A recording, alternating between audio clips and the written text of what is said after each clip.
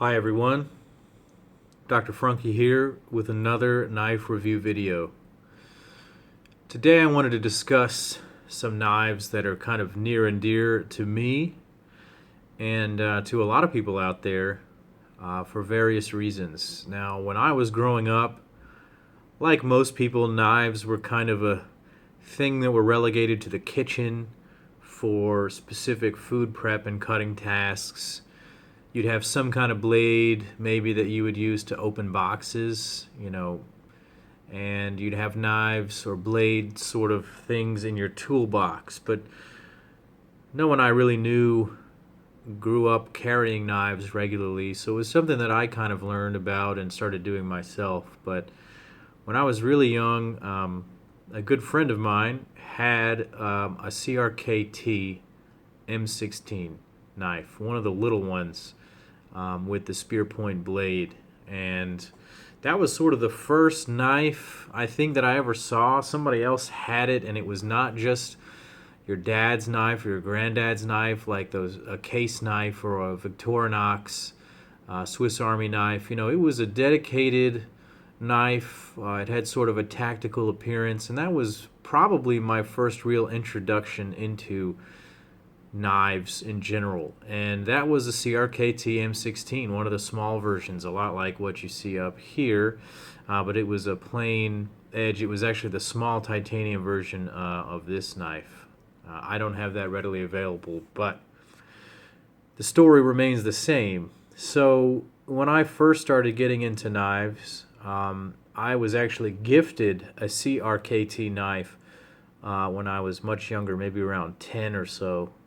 And that was a CRKT Ryan. I might discuss that in another video. That knife was of questionable quality, but functioned for me as a very young child to cut and rip and destroy a lot of things out in the woods and whatnot. So it was a great knife, and it held up well. So when I went to look for my next pocket knife, after that one had sort of reached the end of its duty, the end of its ability to function well, this was actually my first purchase in the world of modern pocket folders. The CRKT M16-14T.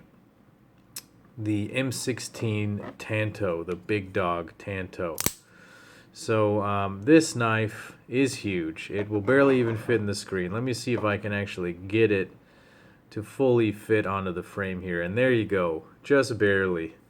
So the way I've got my camera positioned here, it's going to fill the screen. So it is a big mother effing knife. 4-inch blade, combo blade on that thing. The handle length is 5.3 ounces, so over 5.3 inches, over 5 inches. So a huge knife.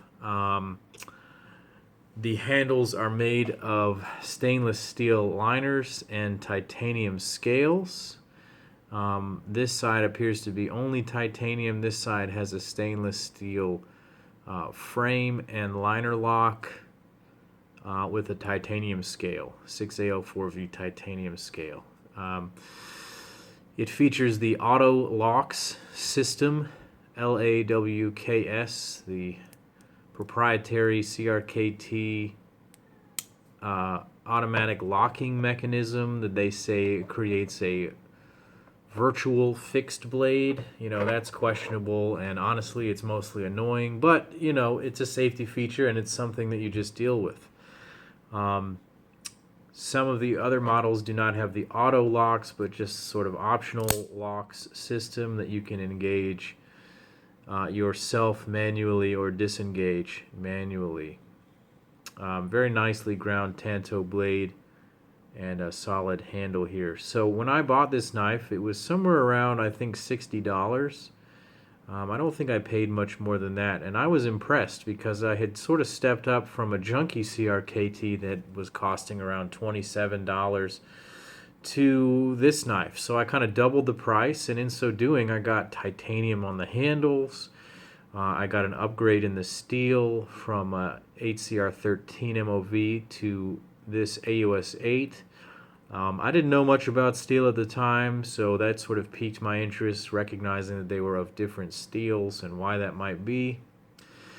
And so when I got it, initial impressions were excellent. I said, oh man, a titanium knife. Finally, I've made it into the future. The future is now, the space age is now. I have the world's most advanced knife ever. Little did I know what was to come later.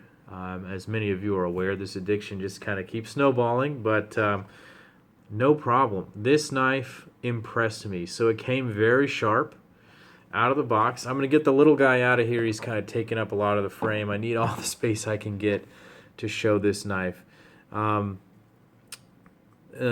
my initial impressions, I took a look at the different components of this knife. So right off the bat, you've got a Tanto ground, chisel ground blade. I say chisel ground because it's got a large chisel grind on this side, and in fact it's actually hollowed on this side, so it's actually a very cool and very unique blade geometry that you get on there. I think that, you know, like in some other knives, like an Emerson or something, when they put the chisel grind on the presentation side, it makes it not as good of a cutter for right-handed people. But that's, you know, personal opinion. The knife is well ground and very sharp and functioned very well for a lot of different heavier cutting tasks. The AOS 8 is an okay steel. It doesn't take the greatest edge, and it doesn't hold it forever, but it works fine. I think CRKT used AOS 8 for a number of years and he treated it well, and it didn't rust. I didn't really take excellent care of this knife, and it has not really changed at all. The serrations are ultra sharp and ultra functional. They're probably the sharpest part of the knife. Those will breeze through some paper like nobody's business, but I'm not going to do cutting paper on my channel because that's not necessary. All knives will cut if you just know how to sharpen. That's all that matters. In any case, this knife is really nice. The full-size 4-inch blade was a little bit much for me. This was also my introduction to flippers. So this was everyone's introduction to flippers. The Kit Carson designed flipper was introduced on these M16 models, and they had it dialed in from day one. After a very short break-in process, this knife is unbelievably smooth. That 4-inch blade really flies out of the handle and locks into place very solidly. Now that sort of carries over to the smaller versions. The heavier the blade, the better it flips. So you can get this one to flip, but you kind of have to know what you're doing, and you kind of have to flip it really hard. Both of them ride on washers. Let's talk about the pivot. They ride on washers. The M16 Big Dog is one of the smoothest knives I own. Let's just kind of get this to drop down for you. Yeah, see, I'm kind of up close here, but you can see it is smooth in its deployment and lockup, and then very smooth. There's no noise. It goes down perfectly. It is very well centered, right down the middle there, and the pivot is easy to use. It is just a Phillips head on this side, excuse me, a flat head on this side, and nothing on the other side. It's fixed in place. It's got some Torx screws a little farther down that can be disassembled. I've never had to disassemble this knife. It's functioned perfectly from day one and been buttery smooth. You know, unlike some of the far more expensive knives in my collection. So, very impressive quality for such an affordable knife. Let's talk about the handle, okay? Titanium, 6AL4V titanium. At this price point, I don't know of any other knives that have this much titanium, this much real estate facing you and on the other side for this price and this quality. So definitely caught my attention. I wanted to pick that up and see what it was all about, and I'm impressed. It's a very solid construction. Everything is rounded off and smooth. It's very functional with these, I guess you could call them speed holes, so you can reposition yourself quickly on it. You can see the blade through it. You know that this is a purpose-built functional tool for, I don't know, tactical reasons only, I suppose. That's sort of why they look the way they do. They have the name of the M16, like the rifle, for a reason. It is an aggressive look for an aggressive knife. The locking mechanism. This auto locks feature. So let's see if we can actually see what it does in real time here. So if I try to grab the blade out, you're going to see that little thing snap into place. So what's going on when that's snapping into place? Let's see if we can look down inside here. If I pull on this lever here, it's got a little spring action to it. You can see on the inside that this little piece of metal moves.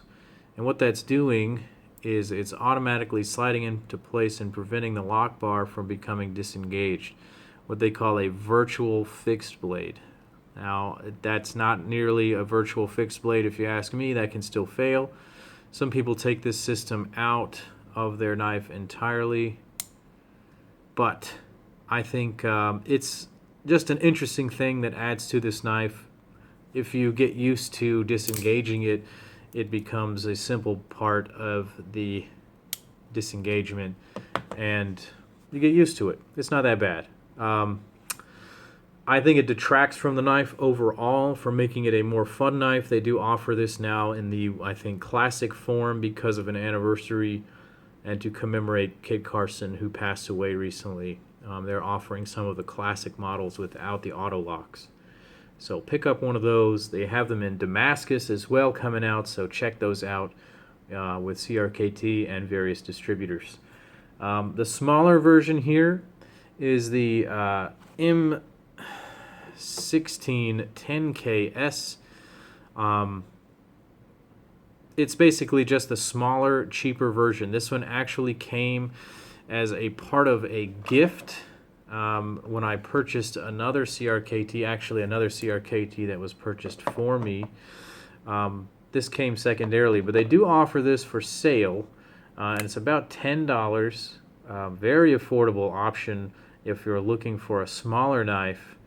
This is about a 3-inch blade, maybe a 3 or 4-inch handle, 8CR13 MOV steel. Honestly, I have this one sitting out in a little bowl on my island, and if there is something that is gross and needs cutting, like a whole bunch of tape or glue or something, this is my sort of beater little knife. I don't really, $10 is very replaceable. It doesn't flip very well. The action is not excellent on it. It's probably the tiniest washer you've ever seen in there.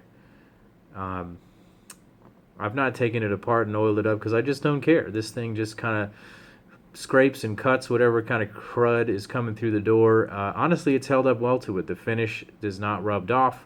I have cut a lot of things, guys, and no wear showing on this. So even at the $10 price point, CRKT can make a quality product. I think that a lot of their other knives in their series don't really speak to me, and I honestly don't think that they speak to a lot of the modern folder community out there. So I would really recommend kind of to CRKT maybe rethinking some of your approaches on some of these knives. I really like the M16. I think a lot of people really like it. I think the tactical nature was nice back in the day. I think they've gotten into more expressive or artsy kind of knives that are less functional. So maybe CRKT will be coming out with some great things in the future. What do you think of CRKT presently? Do you carry one in your everyday carry? Do you like the M16? I think that the 4-inch Tanto is great for heavy use around the house and outside. But for everyday carry, it is a very limited tool. It only comes in a right-sided tip-down carry. I don't really like tip-down carry, and a whole lot of it protrudes from the pocket, and it's friggin' huge. So this does not get carried with any regularity. This sits in the house and sometimes functions for heavy-duty cutting. This never gets carried either. This is only a right side tip up or left side tip up carry as well, no tip down options. That doesn't get carried at all. I favor some other knives just for if I'm going out of the house. Again, this one is just kind of on the island and ready to cut any piece of garbage that comes through. So let me know what you think of these knives. Let me know if I can choose anything else to talk about. I'm going to keep trying to make these videos. Click like and subscribe if you enjoy this. This is Dr. Frunkey saying thank you. Bye.